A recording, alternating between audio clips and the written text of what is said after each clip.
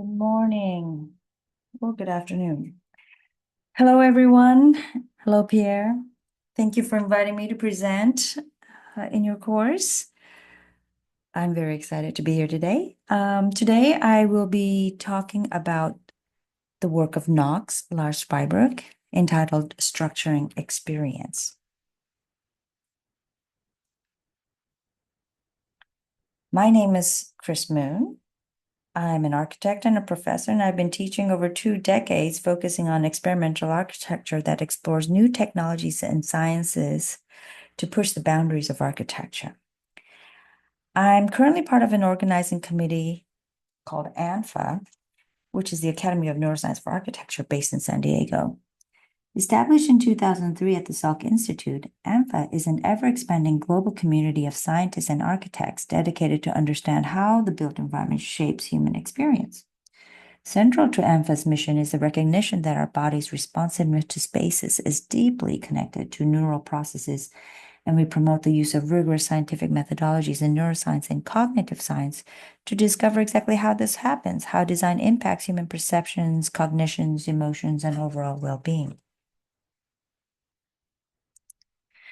Today, I will be presenting the work of Lars Spuybroek, founder and principal of Knox, an experimental Dutch architecture firm that pioneered digital architecture in the late 1990s.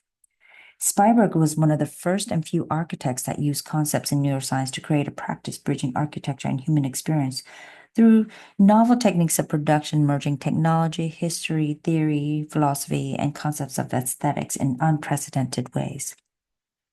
I should note that the office closed in 2011, and today Lars dedicates his time to his writings, which is a continuation of his practice, and is a professor at Georgia Tech in Atlanta. Now, I know you all heard a lecture on Arakawa Gins a few weeks ago. I've had the great privilege of working with both Arakawa Gins in New York and Lars Spuybroek in Rotterdam, both practices that were advocating for an architectural procedure where meaning is not a fixed attribute of an object or experience, but rather a dynamic construct shaped by interactions between individuals and their environments. Arakawa Gins promoted the notion that changes in the positioning of the body bring awareness, and they use the term consciousness, and alter one's perception, proposing that our understanding of the world emerges from engagement with spatial and material context, prompting viewers to reconsider how they relate to the world around them. This relationship incorporates space and extended space or extended geometries that are connected with our bodies. Thus, the body has a central role to play in the meaning of architecture, and vice versa. The architecture has a central role in shaping the cognitive, perceptual, and sensory motor responses of the body. It's all connected. You can't split it up. The sensory system co-produces meaning, and it is not a top-down predetermined meaning, but rather emergent. The works of Knox resonates with Arakawa Gins' philosophies, but Lars takes it a bit further in developing a process for form generation in analog and digital realms. Lars explores these ideas in design through the diagram. This diagram here depicts the meta process of producing architecture, from concept to completion. He says, with any building designs or work, we always start with research, and there's a ton of information that happens at that beginning phase. And as we look through it and work through it, we analyze it and we converge, and we leave out some of the information that is not necessary, and we converge the information to the point where we can start to do something with that. And that middle part, the doing part, is what he calls the machining part. And in the machining phase, he breaks down to 4 parts: system, mobilization, consolidation, and morphology. And after this machining part happens, and this is where a lot of the ideas and concepts of how to do the design is happening, and it's happening iteratively. So it's happening over and over again over time. After this happens, the information then gets pushed out. It's expanded or diverged into design. You take the information and you do something with it, and you produce some more stuff, design, form, program, whatever it is, that finally results into a building.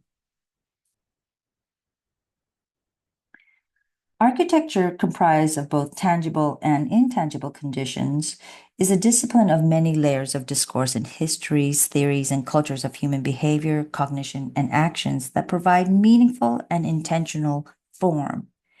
When we think about the term intangible, it immediately brings to mind ephemeral qualities such as air and light, something we cannot touch or grab, but is mostly felt. It is this felt sense that can be understood as a performative measure of design by how people feel in the space they inhabit. We perceive our world through the senses afforded in our body. Research in neuroscience shows that while we give primacy to vision as a dominant way to gain information around us, the subtler way this is occurring is through the body, and in particular, through our action. Action and perception are thus inextricably tied. Now, interestingly, the word aesthetics comes from the Greek word aesthetikos, which means sense perception or perceive. Aesthetics is not an image, but rather the co-evolution and co-exchange of action events between the object and subject that becomes an experience. American psychologist William James purports that pure experience is the primal stuff which everything is composed of. His radical empiricism did away with the split between subject-object and fundamentally brought the real only as pure experience of the unified subject-object. Philosopher Alvin Noah said perception is not something that happens to us or in us, it's something that we do. As perception comes from action, so then too sense and sense perception are actuated by and created in movement. If the experience of the user is often the felt sense, the performativity of architecture could then be heightened when we incite movement as an intentional factor in architecture. For Knox, form is the architectural device that is used to motivate movement and structure intangible qualities of experience. When action and perception are understood as experienced through movement, the terrestrial ground is affective, meaning experience follows form. This is Lars's earliest built work, the freshwater pavilion designed in 1993 in the Netherlands. I'm sorry, there's an image missing. The program is an exhibition hall describing freshwater in the Netherlands. It was built with a varying geometry that as a whole produced formal and experiential continuity that unfolds as one walks through the space. To structure experience, Knox begins with the diagram, or abstract machines, a term coined by French philosopher Gilles Deleuze. Abstract machines are a way to think about the underlying forces and processes that produce systems, structures, and meanings transcending specific material expressions or particular context.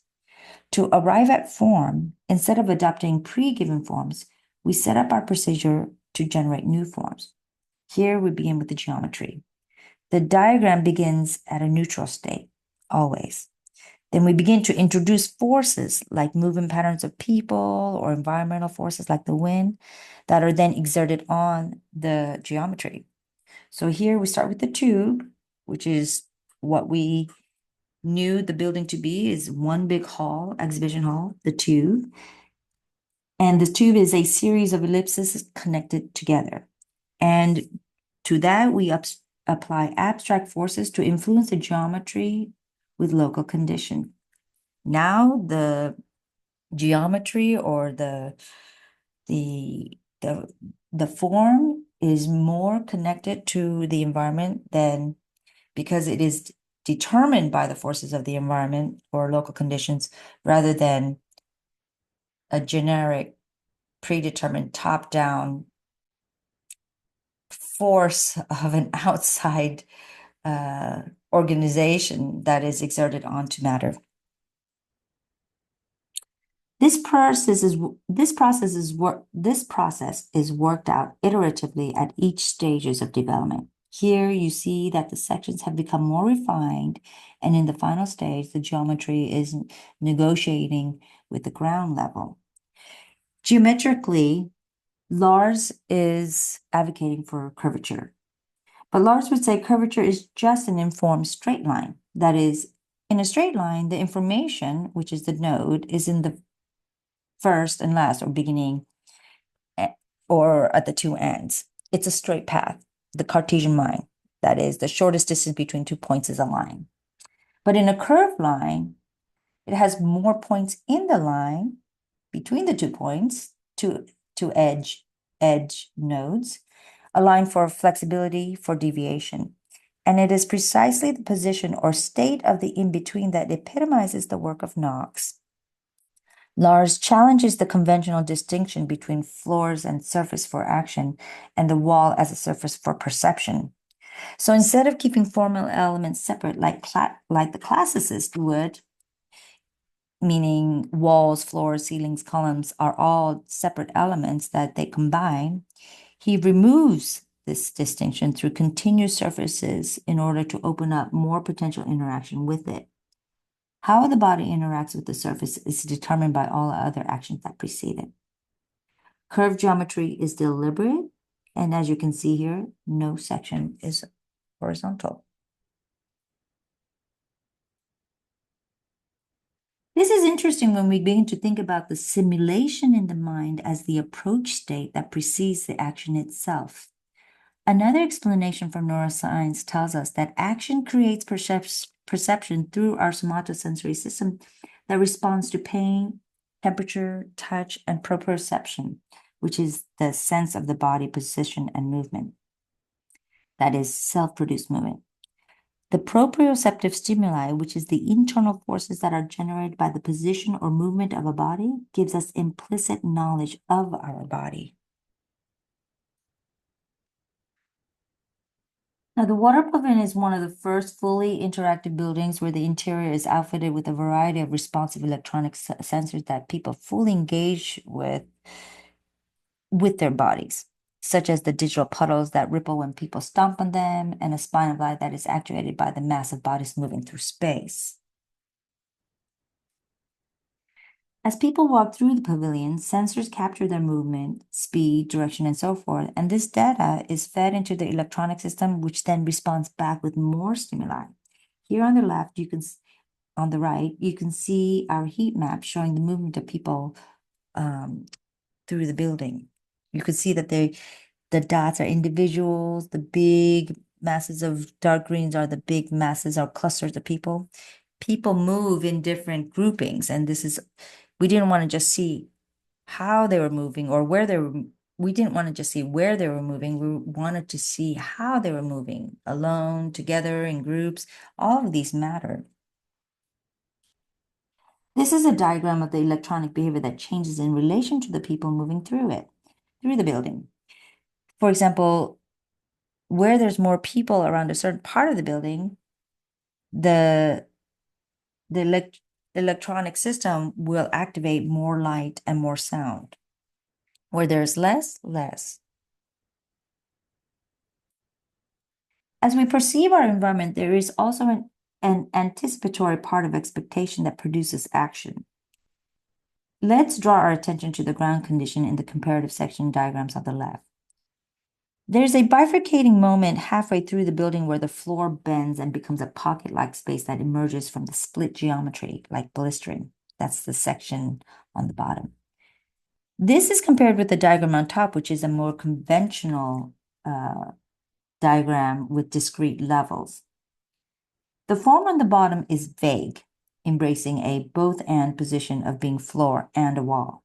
A new typology of a wall-ground continuous surface that is sloped like a hill induces in our mind the potential of a plane to be climbed on, or if one has enough moment, to run on the wall to the upper level, instantly taking a different route from the architecturally planned circulation path. And that's exciting. These actions are not predetermined, but it clearly shows that because the geometry or the surface was curved, it gave the body more opportunity to engage with it. This is the approaching state that is in the mind that happens before the action takes place, enough to call to action by the user what the building provides. in other words, this is what is called affordance. In psychology, affordance means that the environment or a condition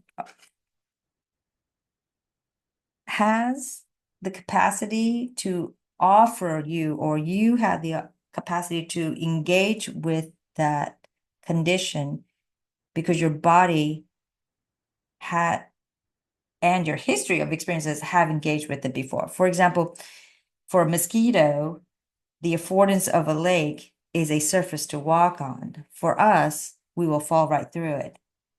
For a person who is in a wheelchair, the staircase will not afford them to go up it, versus a person who is not in a wheelchair, the staircase affords them to climb up it because that's just what they do. The body can do it. So there's a relationship between potential action and the environment that has a correlation with each other, and that's affordance.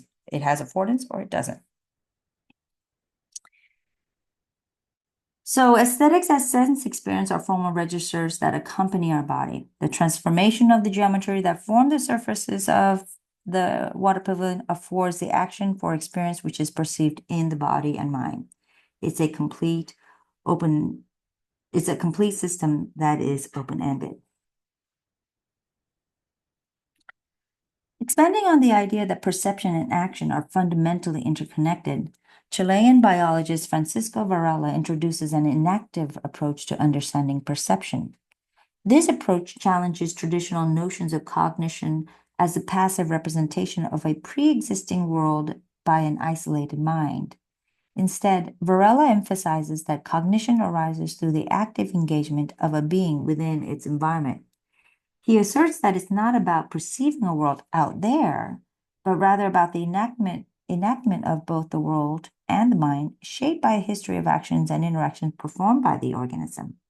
In his view, cognition is a dynamic process constituted through an ongoing dialogue between organism and its surroundings. Andrea Jellick made a diagram of the enactive approach for architecture following Varela's theories and states that such interface is composed by three layers which dynamically participate in the architectural experience. One, the constitutive relatedness describes a lived body relationship between cognitive activity and experience, such as the relationship between perception, action, and emotion. Two, the embodied action defines cognition as bodily interaction with the environment through sensory motor coupling of perception and action. And three, the sense-making represents the cognitive beings as self-individuating and self-producing systems thanks to their bodily organizations.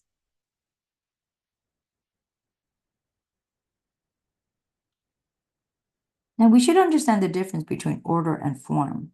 Oftentimes, architects interchange these two things. For example, a symmetrical order doesn't need a symmetrical form, and we can have an asymmetrical organization in asymmetrical form. Order can only be mediated through differentiation. It is a process that is a nonlinear condition. This is why in its explanation of his four ontologies of form, Lars moves away from the reductive Platonic forms, which is an idea in the mind, towards generative forms of diagrams to the fully automated processes of coding algorithms for form generation.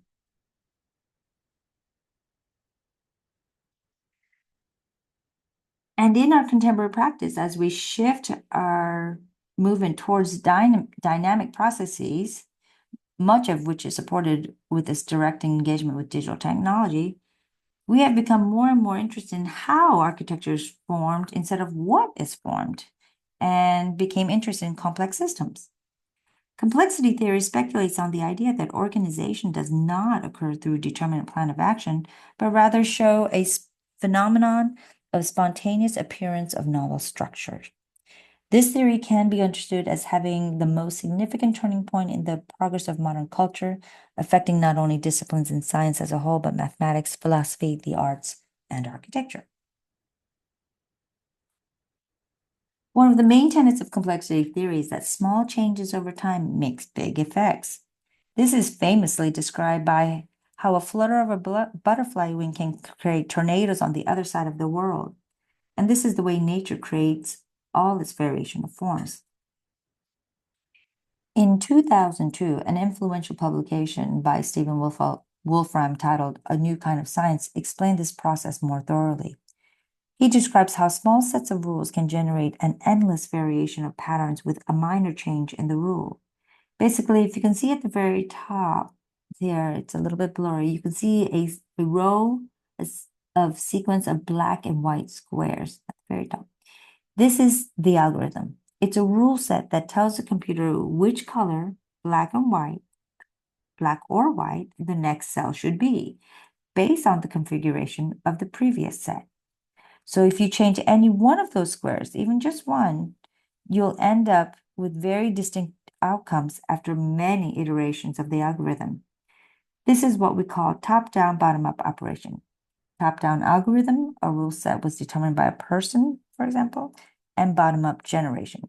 Wait and see how it develops as your hands are not forcing the growth anymore. Architectural theorist Manuel Delanda, who is one of the leading experts promulgating Deleuzian philosophy in architecture, states that generative design is not about designing a building, it's about designing a system that designs a building. He describes the concept of morphogenetic process, explained through Deleuze's ontological position, according to which the arguments, including the arguments on matter, are being constructed through entities that exist in reality. A morphogenetic account, Delanda writes, gets rid of all transcendental factors using exclusively form-generating resources which are immanent to the material world. So the theory of form is highly dependent on material processes. And like I was saying before, we were interested in how things develop. We became interested in what is called morphogenesis, or form becoming, which is the logic of form generation and pattern making in an organism through the process of growth and differentiation. The central concept in Spuybroek's work is worked through the material state to produce complex articulations of form that is informed by the material and performs at the experiential level. Surfaces are continuous, multi-directional, with manifolds of latent forces for potential action in every crevice of the surface. Unity in action, but not unity in form, as Delanda writes, is the systemic design process that Spuybroek lays out in form, inform, and perform. So, like with the diagram of the meta diagram of the design, we have form that gets informed by information or the forces that we put in, and the output performs.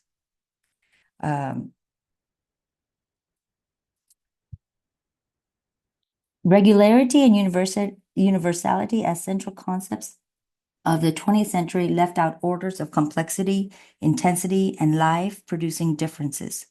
Instead, to achieve a form that emerges from a complex order of intensive forces, both analog and digital processes are set up as a machinic system. These machinic assemblages self-generate and self-form by the affordances that are latent in their own internal system, rather than imposing external order such as a grid that predetermines order over matter. For this precise reason, Lars finds it extremely important to move away from abstraction. He says, it's not so easy to take elements out of architecture because they're not given. The only thing that is given in architecture is the working on certain problems. Like in philosophy or painting, we have a history on dealing with certain built-in problems. Architecture has a life, a material, physical approach to architecture, and the experiencing body becomes necessary. We have a moment of experience, and this constructivism, productive generation running simultaneously, not one after another. So one should mobilize everything before it becomes an idea, or else you're just materializing an idea and communicating that with language, which is reading and mind, and therefore not experience.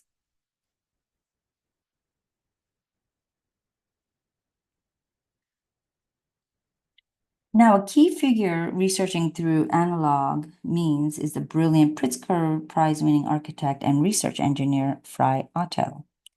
Since the 40s, he's been intensely getting his hands dirty in all sorts of material computing models. He founded the Institute for Lightweight Structure in the 60s in Stuttgart, where he endlessly engaged in researching material behavior systems and their self-forming capabilities for lightweight optimized structures. A critical distinction he made was the difference between what he calls form finding and form given, and illustrated these ideas in the IL series, each series dedicated to one type of material system and material formation, like radiolaria, bones, or pneumatics. So what is form finding? He says, the form-finding process is a framework within which the structure is planned and developed under the application of a form-finding method. In each phase, the form of the structure is tangible and visible. A form-finding process is iterative, optimized. The form-finding process is an iterative optimization process. Each phase provides an initial form as the basis for the following phase. Frei Otto knew that with material systems, the calculation of structure within matter is not only incredibly precise relative to scale, that is, but also incredibly fast, because with material systems, everything co-evolve and form simultaneously. It's parametric and it's emergent. For example, he uses soap film models to find minimal surfaces, branching systems with wool thread and water to find optimized path, suspended models for catenary and reverse catenary systems for arches and bridges. For example, here, the hanging model, the catenary model that he used to build the Mannheim Stadium. This entire structure was not drawn. The form was generated by the material. Here's another material processing model that Frei Otto created. And in this case, it was for optimized path systems and branch constructions. It's made of wool and water. In brief, I will mention it. I will give a description of what is happening here. So there's a ring with a lot of points around the ring, let's say 24 points or so. And in each ring, each point is connected with a line to every other point. That's the first model. So the first step is a direct system, point A to point P with the shortest possible travel distance. Here, it's all geometry and no materiality. Step 2, because we always take detours when we travel to and from, an 8% overlength is added, adding flexibility. Here, it's all material and no geometry. Materiality takes over during the stage of reshifting. Now in step 3, so in step 2, you have extra length of string here, the thread, and if you were to hold the ring up, the thread would sag because there's too much length there.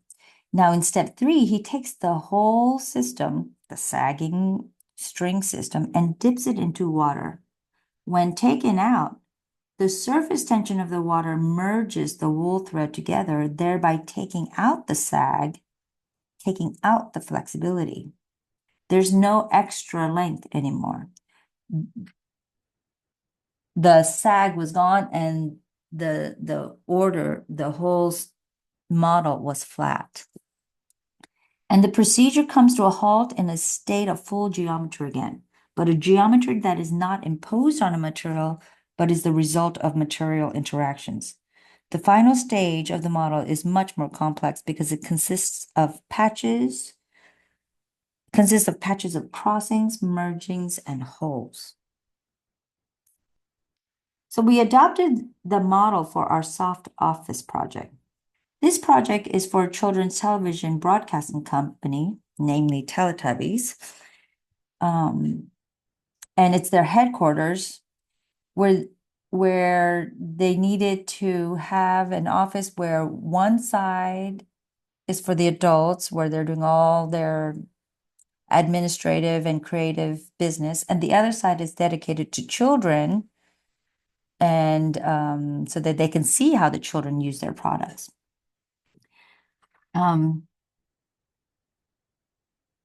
And sometimes in the middle, there's a possibility for exchange between adult and children. So we approach this project with the notion of flexibility, because in an office of this type, there are two states of mind: routine task and creative thinking. We wanted to make a space that is both expansive for communication and contractive for concentration. So we set up an analog machine that could potentially inform us with all these criteria. And of course, we made a flexible model. Going back to Otto, instead of one ring that he used, which gave us a plan diagram, we used two rings to gain the three-dimensionality. And instead of wool water, we used rubber tubes and lacquer. With several tests, we gave the rubber tube a 13% overlength. Over the course of 3 to 4 hours, we slowly separate the ring as the lacquer, which starts out fully liquid, starts to solidify. In between states, the lines begin to merge as the lacquer begins to interact with the rubber lines, and a three-dimensional porous structure begins to emerge. In a fully dried three-dimensional porous structure, is then made at the end. The fixed ends of the rubber tubes of the ring has zero flexibility, while the center has all the flexibility. This informed where our program should be located, meaning form and program co-evolve. Then we digitized the model and found volumes. The analog model was not intended to produce the final design. There's no sense of clear rooms in there, but it is more intended to be the diagrammatic It is more intended to be diagrammatic in the sense that it produces potential with a clear sense of direction. Diagrams always need to have potential with a room for development. After digitization, the program is carefully filled in with deformable volumes, as you can see in the middle, that finalize the nesting process. The extremities of the model are rearranged to fit with typologies that are more generic. More rigidity, more generic. So you could see where the strings did not move at the very ends, we put in generic volumes, and this is what we considered routine tasks. For the creative thinkers, they need a different kind of space. We created basically a building that is split into, as I mentioned, on the left is the children's interactive scape, and on the right is the adult flexi space. We created the flexi office based on Francis Duffy's research. And we needed to create the flexible office for a variety of reasons. One in particular, we knew that the company was going to grow by 30% or so over the course of the next 10 years. And we wanted to provide the architecture that can absorb the growth of their company without changing the architecture. This meant that practically the spaces and furnitures of the office do not need to be designated to a particular person, nor strictly designed for a type of work, but in essence for a state of mind. We interviewed every single person at the office and calculated how often they move around. How often do they have meetings, formal or informal, in conference rooms, outside the office, taxi cabs, restaurants, and so forth. Our goal was to understand the movement of the people in order to set up standard office spaces for general activities, connected next to more informal meeting spaces, next to the very small capsules for individual work that desired concentrations, like a writer might. Here you can see some of the final results of the interior spaces of the office. You can start to see how the curved spaces may in in the space like this, you are not given a designated space, but because of your state of mind, you choose where you'd like to go. Granted, we hope that no one is taking the space when you are, but that's the point. It's a flexible system. So as the analog model showed all the flexibility in the center, our program where the adults can meet or view the children is also where we have the most spongy spaces. Between determined states of mind, we can have indeterminate states of behavior through architecture that is not yet defined, like floors and walls that are not clearly defined.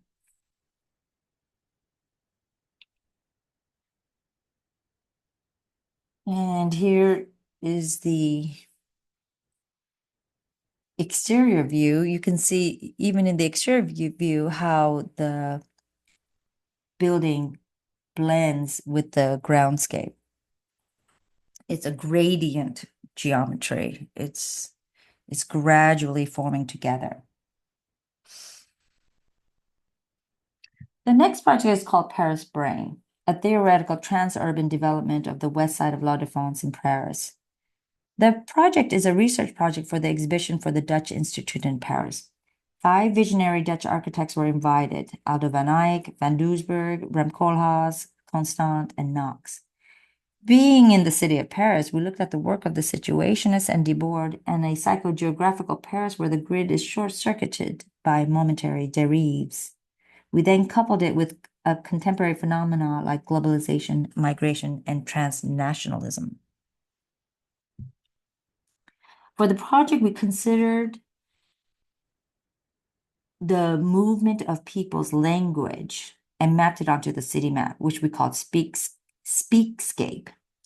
We mapped local movements in Paris by conducting local movements of language in Paris by conducting almost 100 interviews. We wanted to track how speak moves. Speak is referring to the tendency of forming groups through the use of hybrid language, skaters' language, ethnic multicultural language, argot, for example. We then plotted the vectors on the Paris map, the different kinds of speak, age, group to language, gender groups, and their destination. We compiled all the data and made one big meta diagram. This diagram was mapped onto a sheet of perplex, and we changed the topography of the perplex based on the highs and lows of the forces and directions.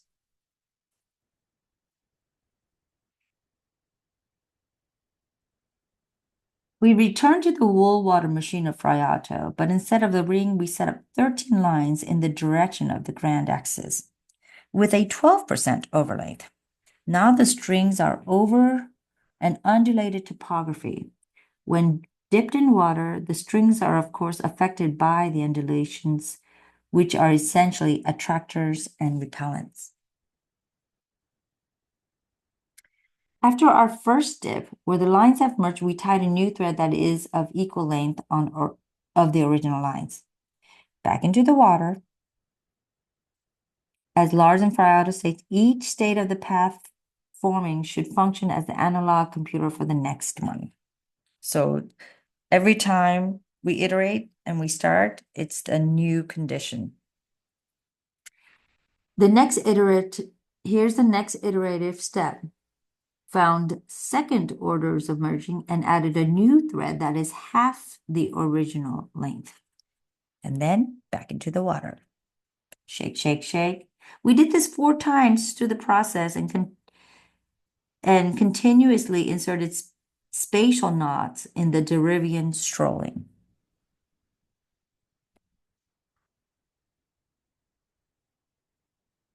And this was our final result.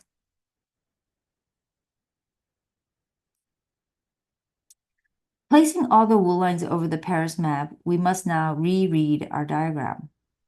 All wool lines are digitized and new digital threads are added.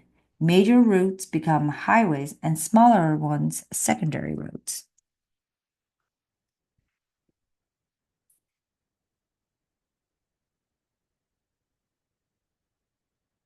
So we have two scales, entangled space or mega architecture. The intent was to create an enormous shopping center of airport proportions in the middle of a historic city.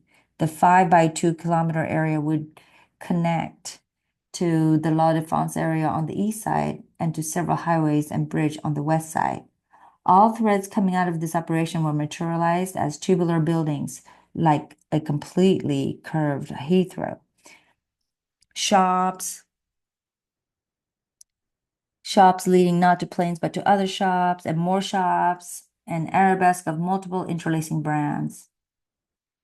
Dotted space, or the microurbanism. The occupational strategy for the area between this shopping structure and the edge of surrounding 19th century Paris, we decided it should become a conglomerate of tax-free zones where local initiatives could develop fully a vague terrain, so to speak, that would develop over a certain time span to be saturated by economic pressures and desires. It is a structural situationism. It allows for dérives and détournements as structural properties. All linearity is embedded within fields of non-linearity. And here is our final urban plan.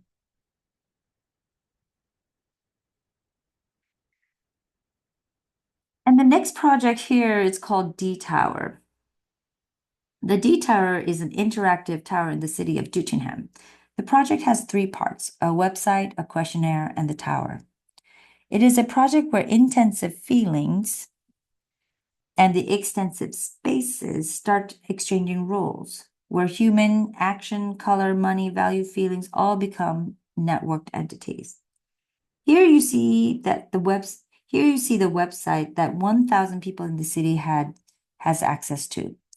The website is a survey that asks questions related to love, fear, hate, and happiness with correlating colors, red, yellow, green, and blue.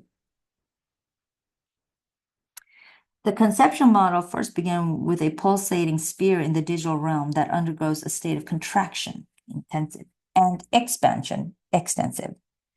The sphere starts out neutral, all completely convex. Then through digital forces, the sphere pulsates until it has as much convex as concave curves, for which then the animation is stopped. The conceptual model first began with a pulsating sphere in the digital. So once the animation was finished, we then made it into a physical model. We call it the balloon model. With our balloon method, we try to recalculate the shape through iterative inflation. Blow up, tape a line, following the isoparms, blow up some more, tape, and so forth. Now, because we knew it was going to be a tower, we needed legs. For that, we turned to auto sketch, the shopping bag method. Tracing the complex geometry of the concave sphere lines, the lines were then extended upwards, like the Gaudi technique. When the model is rotated 180 degrees, it stands up. Surface system is obtained by bifurcation of columns. That is, linear column splits to make the vault, which is a Gothic principle, line to surface technique. The building of lines for the column facing out of the vault, a system of structural continuity.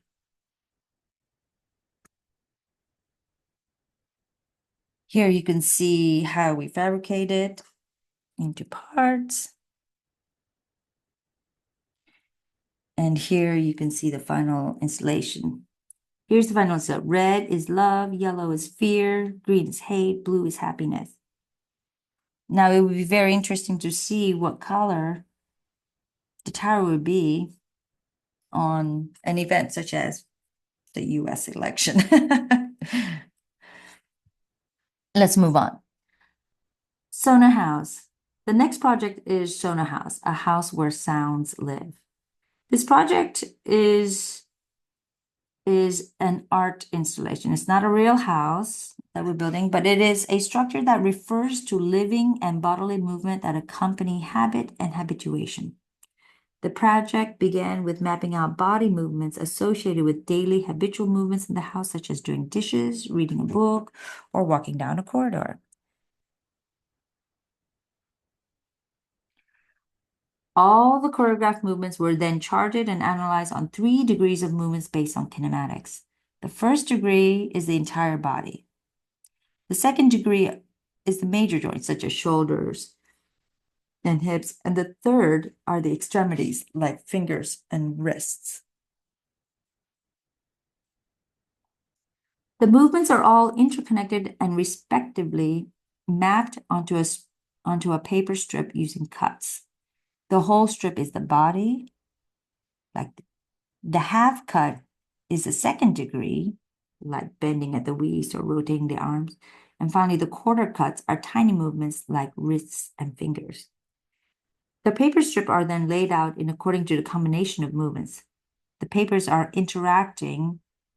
As the papers are interacting, they are stapled at points where they have the most connected potentials, and as a result, a set of arabesque-like curvature emerges that is both a reading of movements on various bodily scales and material structure, since the paper curves stand up in cooperation with each other. To connect the lines, a new algorithm based on sweeping across sideways is set up. The rule for proper lines is to follow the tangents of the paper twist to the ground as much as possible. So a wider part of the strip may affect the purple lines to find the ground much further away than the shallower vaults, which while the thinner parts of the strip may curve the purple lines with a much more deeper round vaults. Then it's translated into the digital space for further refinement. Oh, there's the purple lines. Sorry about that. You could see where there's the thick parts of the strip, the curvatures, the purple lines falls further away, and so forth. Inside the pavilion, 23 sensors and 20 speakers are positioned at strategic points so that when one walks through it, it triggers the sensors based on the degree of reachability. That is, in smaller pockets, only a hand may reach in and trigger the sensors. We collaborated with sound artists who programmed a real-time generating sound score, which is constantly fed information by the sensors that are triggered by the movement of the people. All of the structure is CNC'd from 21 plates of 2 meter by 6 meter by 1 centimeter thick plates of stainless steel. There it is. Building in stainless steel is like gold. In architecture, that is, yes. Our working drawings are very interesting too. Nowadays, as we go from the computer directly to the manufacturer, our working drawings are rethought. In some cases, we don't give them working drawings, we give them rules ourselves, and I'll explain that in a little bit. So no longer is it necessary to dimension anything. Now we can create a kind of kit of parts, and we spend hours and hours just naming all the parts. Every single component that has been cut out has a code written to it, and you just have to connect the pieces, so to speak. To surface a pavilion, we set up another algorithm. Because of the complex geometry, we had to think of a way to use as much standardized parts as possible to keep within a reasonable budget. We start with 1,000 standard strips of 17 centimeter by 2 meters that are cut at each 30-degree angles.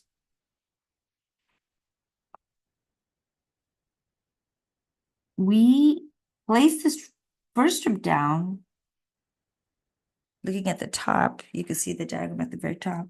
We place the first strip down and parallel to that 2 more strips. Then we move to the other edge of the strip and begin this process again. And then the third side to close the 9-stripped hexagon.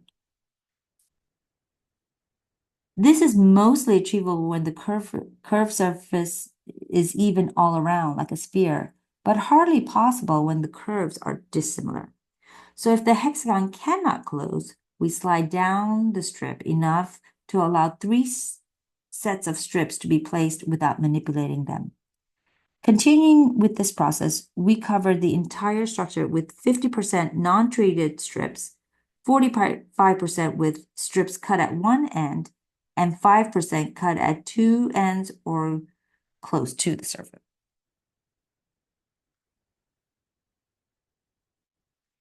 The interesting thing about this is that the resulting pattern always depends on the first strip laid down. Because of this, we did not know exactly how the pattern would end up. We just gave the contractors a rule book instead of a precise drawing of where to put each strip, and we said, go at it.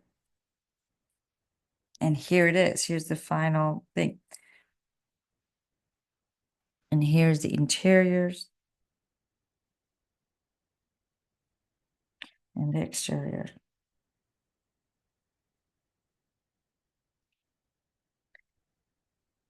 Affective performativity through formal articulation and event becomings are the intangible sensibilities that arise from the autopoiesis and cognitive science combined.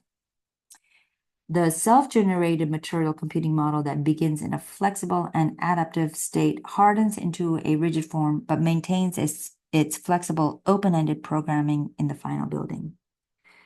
Knox's abstract diagrams, machines, structure, program, aesthetics, all in one encompassing process of design. I was only able to show you 4 projects from this book today, but there are so many more, all very unique, deeply theoretical, and highly charged with architectural concept in novel ways that is written like a cookbook, a how-to book.